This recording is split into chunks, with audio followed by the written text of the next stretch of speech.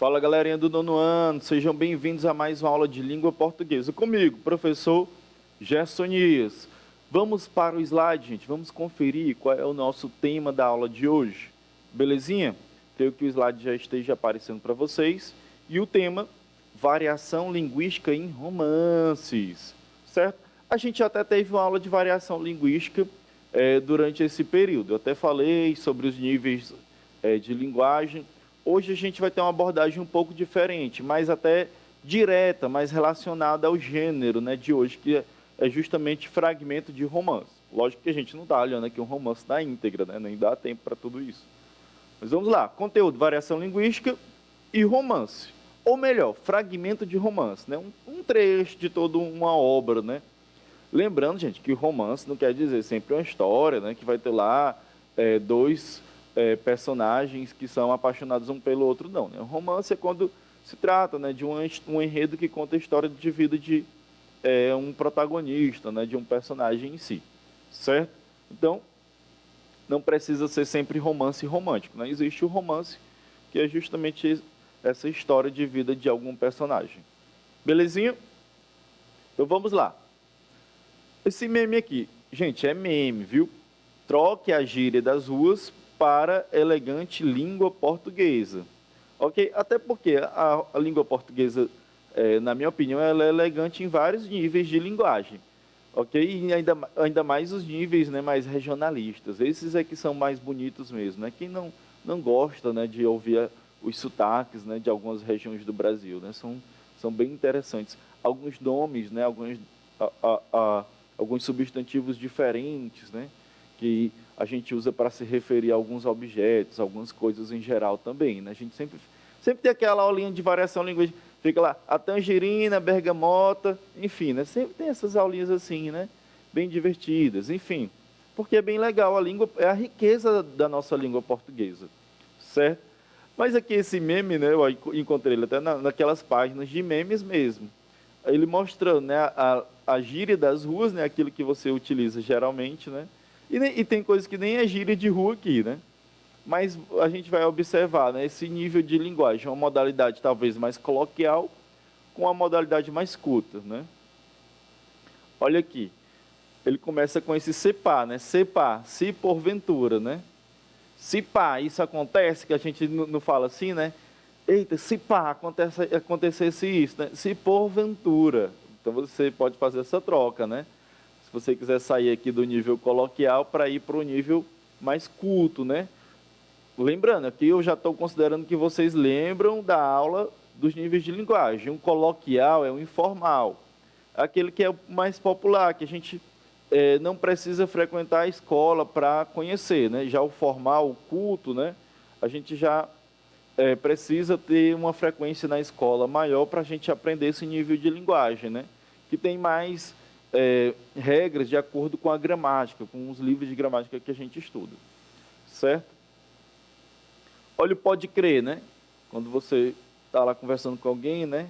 E aí esse vai e confirma, pode crer, né? E ele sugere aqui a troca pelo naturalmente, né? Naturalmente, certo? O com certeza, né? Piauiense gosta de um com certeza, né? Teresinense também. Na entrevista, o entrevistador pergunta alguma coisa, né? Você acha que isso está acontecendo aqui na nossa cidade? Com certeza, ele já responde isso, né? E ele sugere aqui o deveras, né? Olha como ficou, né? Um negócio bem culto, né? Bem formal mesmo, deveras. Esse outro é que está formal mesmo, né? O talvez, né, que indica uma dúvida, talvez isso pode acontecer, né? Talvez eu viaje. Então, em vez de talvez, você pode trocar por um bem mais formal, né? Quiçá. Eu não estou aqui dizendo que é para vocês trocarem isso aqui, é um meme, mas eu estou mostrando aqui, né, justamente a riqueza da nossa língua. Quiçá, né? Então você pode utilizar, né? Quiçá eu viaje. Olha só, talvez eu viaje, possivelmente eu viaje. Bem louco, né, isso? Bem louco, e ele ainda bota o louco com K, né? Bem louco com... Olha, meu Deus. Você pode, em vez, né, de dizer bem louco, encantador, né? Certo? Então você observa, né, que o crush fez algo bem louco, então você vai, em vez do bem louco, né, você bota encantador, ok? Da hora, e junto assim mesmo, né? Geralmente a gente observa a galera utilizando até junto mesmo, da hora, às vezes até sem o H também, da hora aprazível, né? Que é oportuno, que foi certinho com aquele momento, né? Isso é da hora, isso é oportuno, a gente estava precisando disso agora mesmo, certo? Esquisito, em vez de utilizar esquisito, peculiar. Olha aí, peculiar no lugar de esquisito. Mano, cavalheiro, aqui é a forçação deles, né? Cavalheiro, quem ainda vai chamar cavalheiro ainda hoje, né? E mina, donzela. A galera tá demais. Agora, esse aqui para mim é o maior. Em vez de toca Raul, né? Porque Raul Seixas é um cantor da nossa música, né? E ele é bem mais envolvido com os níveis culturais das ruas. Aí ele vai e troca por um que é bem mais erudito, né? Toca Raul, toque Chopin. Meu Deus do céu, é o maior. Foi mal. Em vez do foi mal, né? Quando alguém faz algo com você que não lhe agrada, né? E você vai lá e, em vez de foi mal, vai dizer... Aliás, quando você faz algo que não agrada o outro, né? Você, em vez de dizer foi mal, perdoe-me. Tem que ter. Esse tem que ter, né? Tem que ter isso. Tem que ter mais segurança na nossa cidade. Em vez do tem que ter, a gente vai dizer é mistério. É mistério, mais segurança em nossa cidade. O é mistério substitui esse tem que ter, né? Lá na sua redação do Enem, quando você for dizer que tem que ter mais educação, você pode trocar, né? É mistério mais educação. Daqui a alguns anos você vai fazer a redação do Enem. E por último, né, o parabéns, tudo de bom. Né? Em vez de dizer parabéns, tudo de bom, ele está sugerindo aqui as minhas sinceras congratulações e meus votos de saúde. Quando alguém estiver aniversariando, você, as minhas sinceras congratulações e meus votos de saúde. Enfim, né, ele até usou aqui a personagem eu acho que é da novela A Escrava Isaura, né? Que ela remonta a um romance. E é por isso que eu escolhi esse meme aqui, né? Geralmente, alguns romances mais clássicos, quando vocês forem ler da nossa literatura, aqueles do cânone, como, por exemplo, a própria A Escrava Isaura, a gente vai observar essa linguagem bem mais erudita, né? Bem mais clássica, bem mais rebuscada do que a gente utiliza hoje. Você só aumenta o vocabulário, né, seu. Você só tem a ganhar quando fizer isso. Belezinha? Então, gente, aqui é só uma observação, um recorte que eu estou mostrando para vocês, né? A diferença de nível de linguagem. Muitas vezes a gente vai utilizar a gente vai observar essa linguagem culta aqui, certo? Esse outro lado aqui que ele está sugerindo. Porém, em alguns romances bem mais atuais, a gente pode observar essas gírias acontecendo. Gírias, até palavrões. Tem romances que eu já vi até palavrões, certo? Está errado esse romance por ter palavrão? Não, ele está retratando, né? Faz parte do enredo, então não está errado não. Faz parte. Quer dizer que, geralmente, no acontecimento da nossa vida, alguém não solta lá um palavrão, né? Não, calma, vai falar de mim não, rapaz, calma. No trânsito, rapaz, o negócio é agoniado, ainda dá vontade de sair, dá vontade de botar assim aquelas placas no carro, que não tem aquela plaquinha que o Uber bota, né, para sinalizar que é um carro, que é um Uber, né, botar assim com um palavrão, né, para quem, em vez da buzina, né, trocar a buzina, enfim. Brincadeiras à parte, a gente segue. Variação linguística em romances. Como é que a gente pode observar essa variação linguística em romances? Como eu disse a vocês, a maioria dos romances, a narrativa, ela vai seguir essa linguagem mais culta. Nem sempre tão erudita, né? A erudita até depende da versão. A gente já tem, por exemplo, hoje, livros que tem uma linguagem bem mais rebuscada, eles já com uma versão, né, mais atual também. Eles já mudaram até a linguagem lá nos livros para que possa haver mais compras, né, uma interação maior entre o público, o leitor, né, e o livro, certo? Você pegar uma versão mais antiga de alguns livros, você talvez leia ali e precise de um dicionário ao lado, certo? Agora você pega uma versão mais nova, mais atual, você consegue compreender, né, o texto da íntegra sem ter ali um dicionário ao lado. Eu recomendo os dois, né? Recomendo você tanto fazer leitura de livros com a linguagem mais rebuscada, como também não, né? Você pode escolher tranquilamente qualquer um dos dois. Então, quando é que a gente vai ver essas variações? Vai acontecer, gente. Pode acontecer, sim, em muitos dos romances. Na narrativa, como eu disse, na narrativa ele vai buscar geralmente aquela linguagem mais culta. Mas quando aparecer fala de personagem, geralmente você vai começar a observar essa variação, essa saída do culto para o coloquial. Ah, professor, variação só é quando é culto para o coloquial? Não, do coloquial para o culto também, e qualquer outro tipo de coisa que a gente vai observar aqui, olha só. Marcas da oralidade. Não precisa dizer se está certo ou está errado. Variação linguística não tem a ver com certo e errado, não, gente. Viu? Esqueçam esse negócio de certo e errado aqui nesse assunto. Não tem negócio de certo ou de errado em variação linguística, não, pelo amor de Deus. As marcas da oralidade. Geralmente, quando é retratada a fala do personagem ali, ele deixa mais próximo da oralidade, do que como a gente fala, né? Então, aqui o exemplo, né? Tá tudo bem com você? Esse tá aqui é uma marca da oralidade. Raramente você observa alguém falando está, né? Está tudo bem com você? Muito raro, porque já é da oralidade, esse tá. Assim como tá, a gente pode dar o exemplo do pra, né? Vou colocar aqui mais exemplos, certo? O pra. No lugar do nós, o a gente. Ok? E aí tem várias outras marcas da oralidade que é observável, né? Nesse momento de fala, quando ele vai imitar a fala. Certo? Vai aparecer, por exemplo, né, algumas onomatopeias, algumas coisas assim, como, por exemplo, puxa, né? Puxa vida, né? Certo? Então, tudo isso aí faz parte das marcas da oralidade. Quando aparecem essas marcas assim, que você observa que é muito mais da fala do que da escrita, ok? Você vai e observa ali que há uma linguagem coloquial, certo? Gírias. Gírias também é muito comum aparecer nesses romances mais atuais, algumas gírias, né? Meus pais ficaram grilados. Olha só, esse grilados aqui é uma gíria, né? Com toda aquela situação, certo? Então, quando aparece uma gíria, nós podemos observar essa variação, né? Como eu disse, os romances, geralmente, eles utilizam linguagem culta.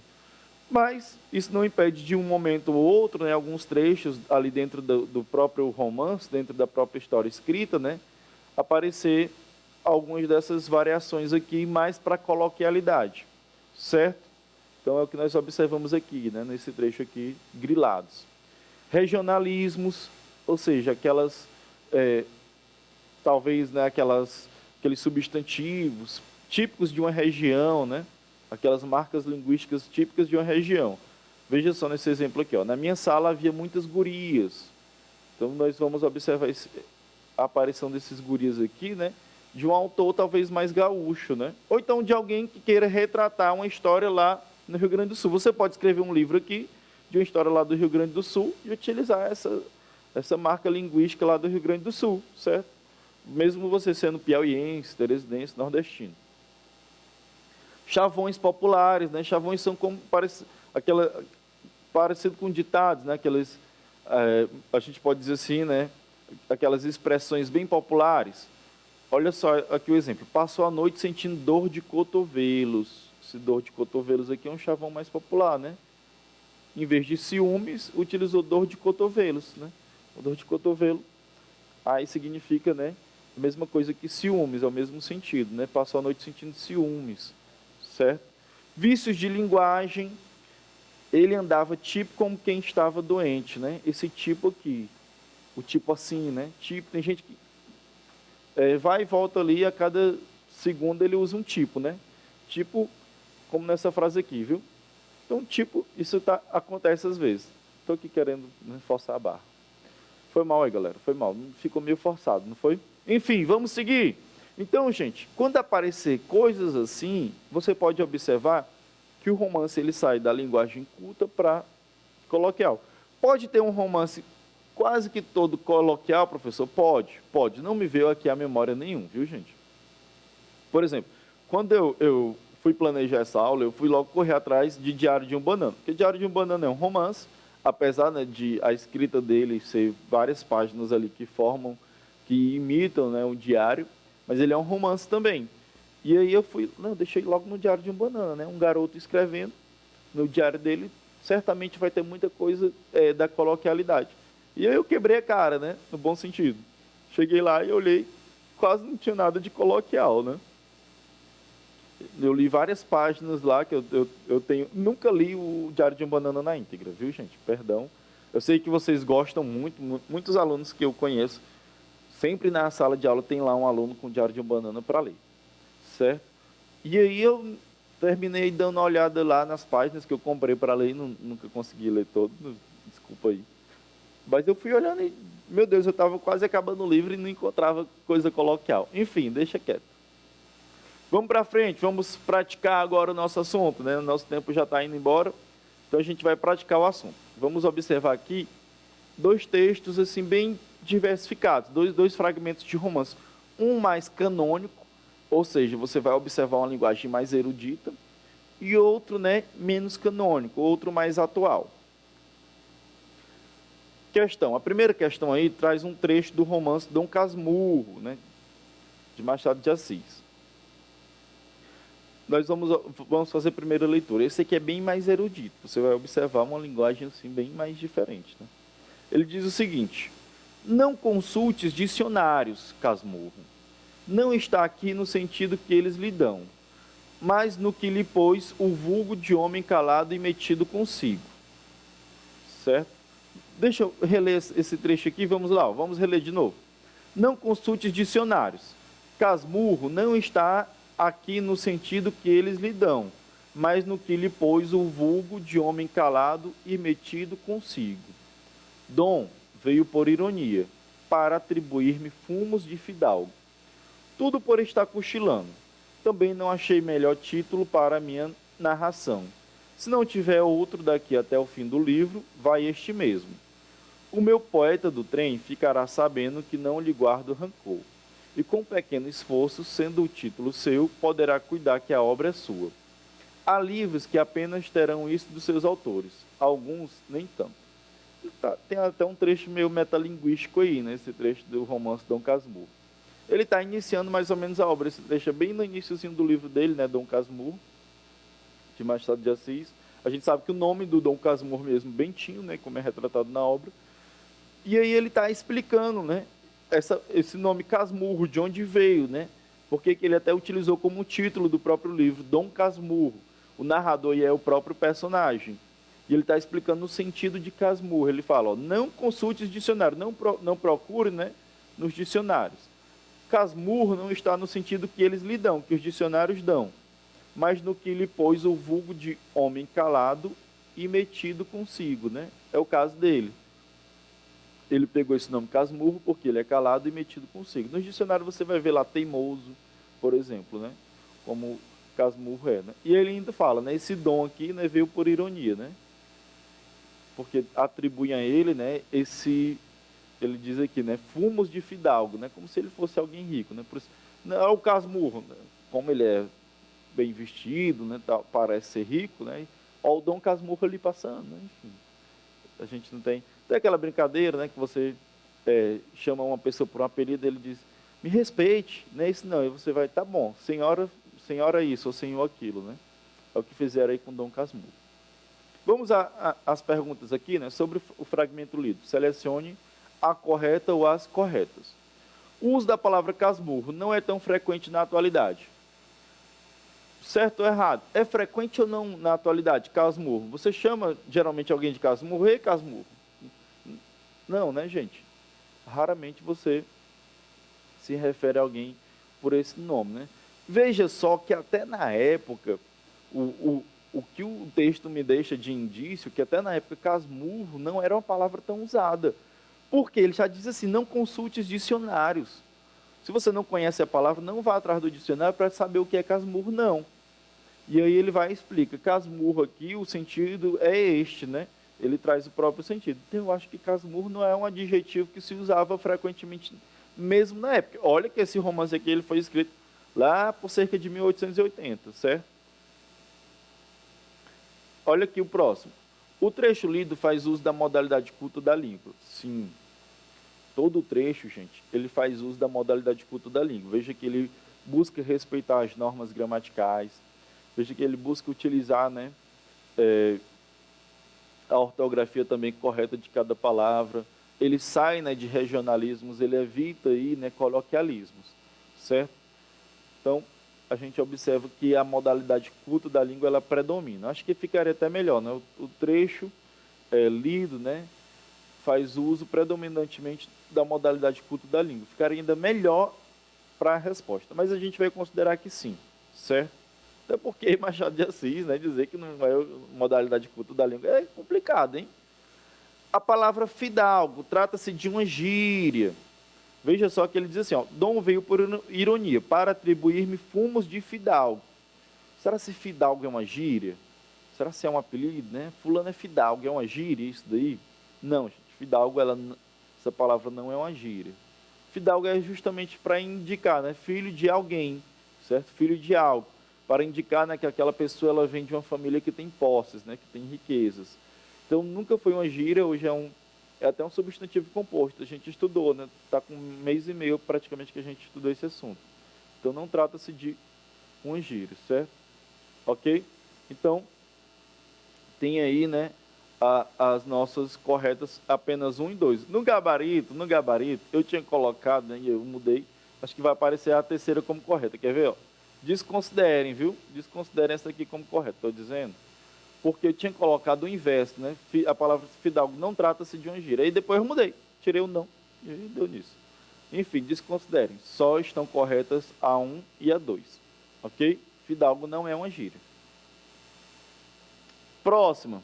Agora nós vamos ler outro romance, já bem mais moderno, bem mais atual, esse fragmento aqui, certo? É o trecho do romance Guia do Mochileiro das Galáxias. Eu acredito que vocês já tenham lido, né, esse trecho de romance, aliás, esse romance aqui. Ele faz parte muito hoje da atualidade. Esse trecho, só para colocar aqui vocês um pouquinho no contexto dele, né, vocês também não ficarem assim gravitando, né? Esse trecho aqui ele fala de 2 mísseis, porque a gente sabe que o Guia do Mochileiro das Galáxias, né, fala de todo um contexto até parecido com um pouco assim de espaço, Star Wars, enfim. Então, um pouquinho parecido. 2 mísseis que se transformaram. Um se transformou numa baleia, um míssil mesmo, um míssil que é utilizado em guerra, né, para atacar. E outro míssil se transformou num vaso, né, de flores, certo? Então a gente vai ver aí como é que os mísseis estão reagindo a isso, né? Aqui é o míssil que se transformou na baleia. Um míssil, ele era um míssil antes, né? Imaginem ele com vida própria, né? Um míssil personificado. E agora ele virou uma baleia. E aí ele vai dizer o seguinte: bom, está ficando muito forte. E que barulhão é esse passando por aquilo que resolvi chamar de minha cabeça? Talvez um bom nome seja vento. Será mesmo um bom nome? Que seja. Talvez eu ache o nome melhor depois, quando eu descobrir para que ele serve. Deve ser uma coisa muito importante, porque tem muito disso no mundo. Epa, que diabo é isso? Vamos chamar essa coisa de rabo. Isso, rabo. Epa, eu posso mexê-lo bastante. Oba, que barato. Não parece servir para muita coisa, mas um dia eu descubro para que ele serve. Bem, será que eu já tenho uma visão coerente das coisas? Veja só como... Viu? Olha a diferença, né, de aplicação da linguagem, né, de nível de linguagem, certo? Aqui, gente, não vou dizer que aqui tem coisa assim, só coloquial, não. Aqui tem também trechos cultos, né, da língua, certo? Mas aí tem mais evidências de coloquialismo do que lá no outro texto, ok? Acho que lá no outro texto nem tem evidência de coloquialismo. Então veja que é um fragmento diferente. Olha como é que a gente observa, né, o tempo influenciando aí, né, nessa mudança. A gente observa um fragmento de 1880 e pouco, e agora um mais moderno, né, dos anos 2000, não lembro o ano agora do Guia do Mochileiro das Galáxias, certo? Mas a gente observa a diferença, né, de nível de linguagem. Aqui tem várias evidências, né, de coloquialismo. Se a gente fosse separar aqui, a gente tem esse A, né, aqui. Lá no finalzinho eu vi um pra, olha só. Eu não tinha falado, eu tinha só dado exemplo, né? Olha aqui, ó, o pra. Se ele coloca aqui, nós temos um coloquialismo, né? Se a gente trocar esse pra pelo para, né, a gente deixa de ter o coloquialismo aqui. Certo? Oba, né? Que barato. Que diabo é isso, né? Isso aqui é coloquial demais. Epa. Certo? E aí tem um bocado de coisa, né? Até essas reticências aqui, gente. Essas reticências aqui quer dizer aquelas pausas que a gente vai tendo ao falar. Quando a gente está falando e faz uma pausa para vir o raciocínio primeiro e depois a gente falar, certo? Acontece muito na nossa fala. Perdão. Então vamos logo aqui à questão. O trecho que evidencia o uso de linguagem coloquial o trecho que evidencia o uso de linguagem coloquial. Como eu disse, coloquial, gente, remete ao que é mais popular, certo? Ok? Aquilo que é mais popular, que eu não preciso ter um nível de linguagem escolarizado. Então, o popular, ele vai remeter a regionalismo, a gírias, certo? A expressões populares, como aquela que eu citei, dor de cotovelo, vai remeter, né, a uma conversa mais espontânea, sem se preocupar com regras gramaticais. Quer dizer, professor, então que o popular é o errado? Não, gente. O popular, ele é adequado em muitas das nossas atividades, né, de linguagem. Muitas vezes a gente se comunica mais com o popular do que com o culto. Eu acho que se a gente for juntar, né, todos os casos de uso da linguagem, acontece muito mais o uso da linguagem popular do que o culto, certo? E qual é o certo e qual é o errado? Não. Qual é o adequado e o inadequado. Se você utiliza uma linguagem culta numa conversa de futebol com seus amigos, né, numa roda, você está lá numa mesa ali assistindo um jogo de futebol e você chega com a linguagem culta, toda de acordo com a gramática tradicional, você está inadequado, meu amigo. Os caras vão dizer, rapaz, sai daqui do teu jeito de falar, rapaz, tu está inadequado aqui para o momento. Então, não adianta você se adequar às regras gramaticais e o contexto não ser o correto, né? Assim como também no artigo de opinião, por exemplo, você está escrevendo um artigo de opinião, você precisa da linguagem culta, né? Porque aquele artigo de opinião seu é um texto midiático, é um texto jornalístico, ele vai alcançar várias camadas da sociedade. Ele vai alcançar várias regiões também, né, da nossa sociedade, do nosso país. Então, você precisa ali de uma linguagem mais culta, beleza? Então, vamos analisar, né? De cara, gente, não tem segredo. É a letra A. Que diabo é isso, né? Que é uma expressão totalmente popular, certo? A gente observa, né? Que diabo é isso? É justamente uma forma de estranhamento que ele tem, né? E é quando ele observa, né, o rabo dele, né? Quando o míssil se transformou em baleia, observa que tem um rabo e ele nota aquilo, né, estranho. Que diabo é isso? Certo? Você, no contexto formal de língua, né, de uso formal, você não vai colocar isso, né? Que diabo é isso? Você, numa redação do Enem, não vai utilizar isso.